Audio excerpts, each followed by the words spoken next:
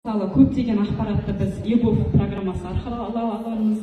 Міне мынау сотқа ұстаған бала, ол мысалы біз өзіміз балаларға қазіргі заманауи технологиямен дамыған Kahoot бағдарламасы бар. Содан кейін Zoom платформасы арқылы өткізілетін көптеген шараларымыз бар, цифрлық шаралар. Соларға қызығушылық танытып, бұл баланы соған шақыра аламыз.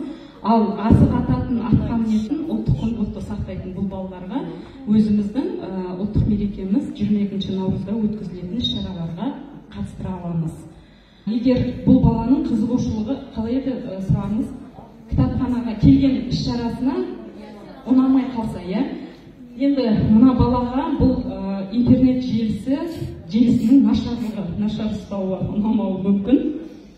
Ал бұл бала енді өзі бір андай ұлттық құндылықта жүрген бала болғаннан кейін тұйық мінезді болады деп ойлаймын. Сол себептен көп сұрақ қойған ұнамайды ол балаға. Қонаев атындағы балалар кітапханасында 3-ті шынайылықпен толтырылған кітаптар.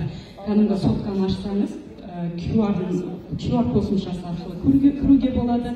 Және де сотканы ашып, арнайы өзінің қосымшасы бар. Сол қосымшаны ашқан кезде ішіндегі суреттердің бәрі 4-ті көлемде бізге көрінеді. Сондай қызығушылығын артатын көптеген кітаптарға сұраныс беріп, осы бірінші оқырманымызды солай тартамыз.